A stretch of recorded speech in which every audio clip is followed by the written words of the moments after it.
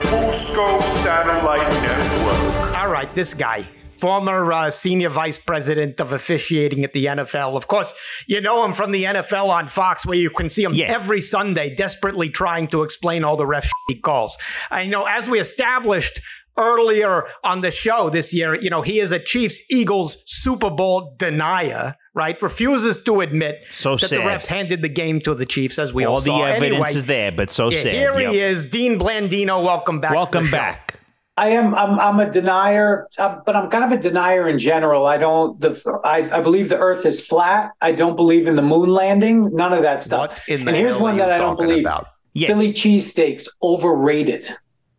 You know, he's trying to like distract from the subject. He's trying to let's talk about you, because talk about distractions. You're wearing a Lions hat. Please. Well, I wanted to come on, you know, because I wanted to represent the best team in the NFC right now. So that's why I'm wearing my Lions hat. Do you not know what an eagle looks like? It's green. It's got a white emblem. The Eagles. Oh, yeah. The Eagles. Yeah, they're okay. They're not bad. Explain to me why you're a Lions fan. How did that come to be? Was this something you just started in like the last month when you checked the standings? You know, the last couple of years I've just really bonded with the fan base. I like Dan Campbell. I like what they're building there. It's a franchise that hasn't won, and they've been a kind of a tortured fan base. And so I'm on the bandwagon, and I'm pro Lions. What state are you from, Dean? I'm from New York. I am. You guys don't want to hear this, but I grew up a Giants fan.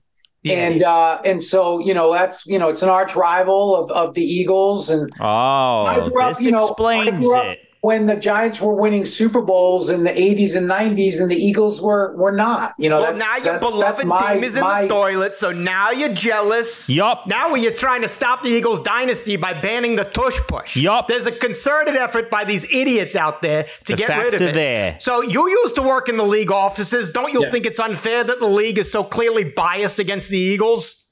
Well, I think certainly the Tush Push, the brotherly shove, I personally... I like the Hertz Helper. I came up with that one. I think that's a good name for it. It's terrible, but okay. But I think the Eagles are very successful with that play, and the league is, like you said, just trying to take them down and not give them that added advantage. But I do remember a game. I don't know if you remember. They did play the Dolphins just recently, and the Dolphins had 10 penalties called against them, and the Eagles, I think had I'm not sure, but it rhymes with Schmiro. That's because you know what rhymes with Schmiro is zero, which is the number of brain cells you have. You see what they do is, because you're not bright enough, they let them go in the regular season. When the Eagles get to then all of a sudden the script is flipped. Whistle here, whistle there. You think we don't know? You know. Okay. You guys, it's tough to get anything by you guys. Here's my problem with the Tush Push. You know, we're saying that it's dangerous for other teams, but the other teams, they're doing it poorly, right? Yeah. So, you know, they're kind of doing it in the wrong way. So shouldn't they the ones be penalized for, you know, like defamation or something like that? I think, copyright infringement. I think there's a lot there. The Eagles do.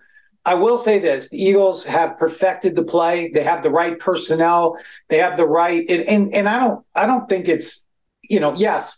Does it look unusual? Does it look like normal football? No, but there's skill involved, there's technique involved, and the Eagles are very good at it. And so I think you're saying that it should remain legal. Is that what you're saying? I've kind of done a 180 on the play.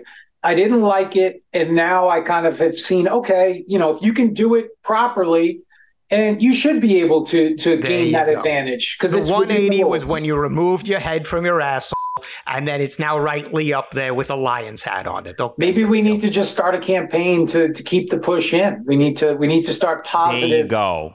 Like a positive, like a kind of a narrative around this play and all the good things that it does. If you guys so what you're saying is there should be a Tush Push. Exactly. If we can come up with the positives about the play and what it brings, how it is a contributing to society as a whole. If we can come up with that, I think we can do it. Just don't call it the Hertz Helper, because that is a terrible name. Okay, just keep that to yourself. Like Hamburger Helper, Hertz Helper. Come on. Again, thank you for proving my point. But there is maybe an anti-Pennsylvania bias. You saw last week Deontay Johnson, Steelers wide receiver.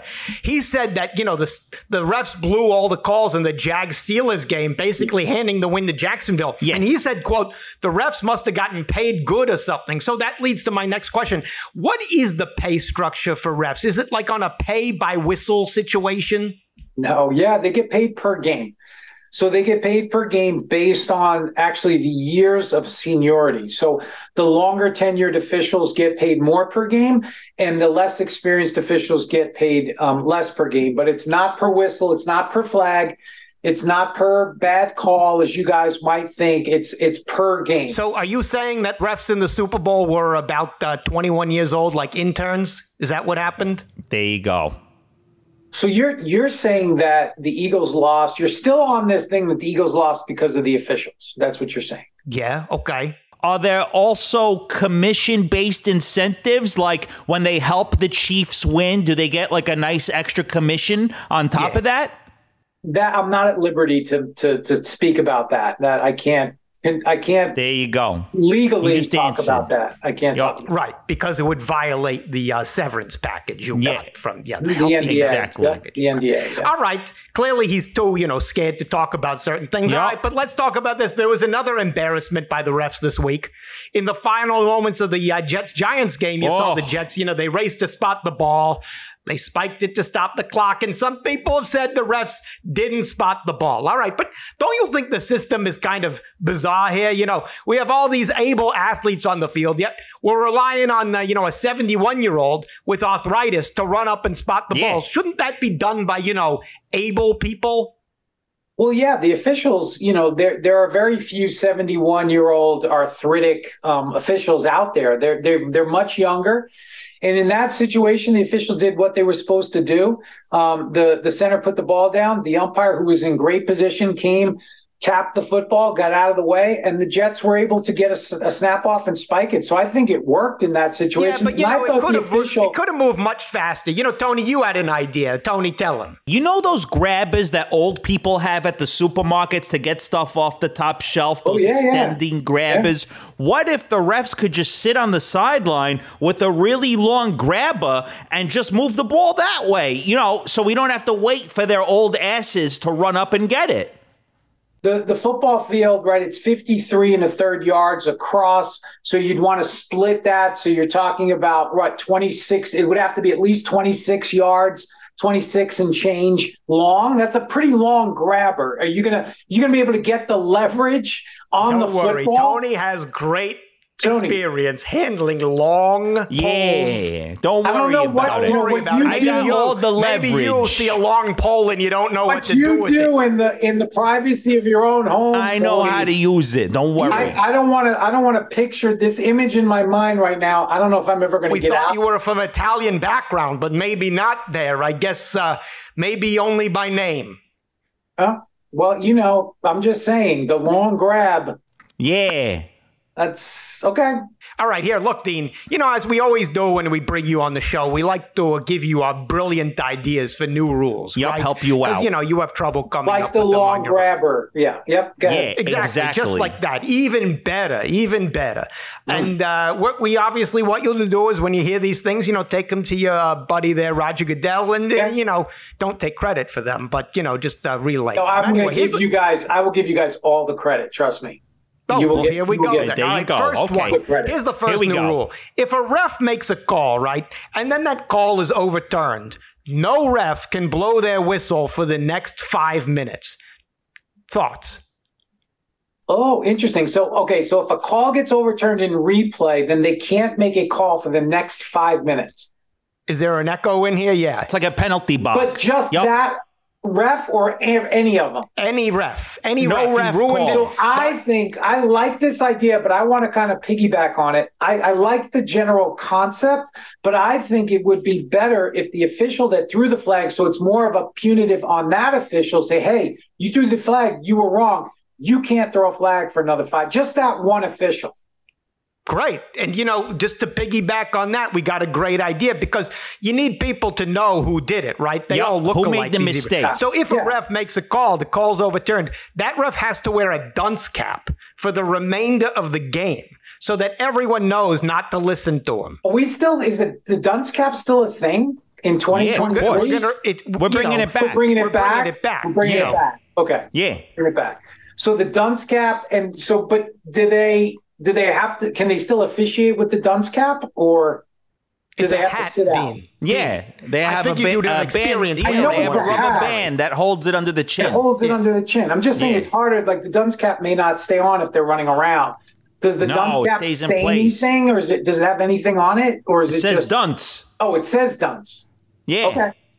I think we may need to get you one here based on the quality of this conversation. Yeah, we're going to get one for you soon. No, that's fine. I like the penalty box idea better, but let's keep the dunce cap. Jealous. Let's keep the dunce cap. Basically, in the mix. a Lion's hat is a dunce cap, but let's keep going. We got a better. Yeah. All right. We got an even better idea. This will solve all the problems. Yeah. All right. Ref makes a call. Call gets overturned. Right. Instead of just announcing the call gets overturned and, you move on. No, the ref has to get on the PA system and publicly say to the entire stadium, look, I fucked up. My bad. I apologize. Don't you think that would help? Apology? Also, he's got to wear a dunce cap, but, you know. I mean, I like the idea of the apology. It might help, alleviate. There's a lot of negative energy surrounding officiating. And I think that, if we can actually humanize these officials and they can come out and say, I'm sorry. I feel like that's not a bad idea as long as it's not, that we don't, maybe not with the dunce cap, maybe just the apology. All right. So Dean, out of which of those rules are you going to go take to Roger Goodell? I'm taking the official that throws the flag that is wrong is in a 5-minute penalty box, gets a 5-minute penalty. Where's dunce cap? No. I'm dunce cap. I'll bring that to him as well. I don't think that's gonna. Okay. Okay. If there's anyone wearing a dunce cap, guess what? You're wearing a dunce cap. Dunce on this show. Guess what? You're Dunsky. You're finished. You're wearing an off the show cap. Off the show because you're off the show. Off the show cap for you. See ya. Dean Blandino. FUSCO Satellite Network. Is he off the line? Jay, hang up the phone. New rule should be he's never allowed on the show again. Yeah, he's the dean of terrible interviews.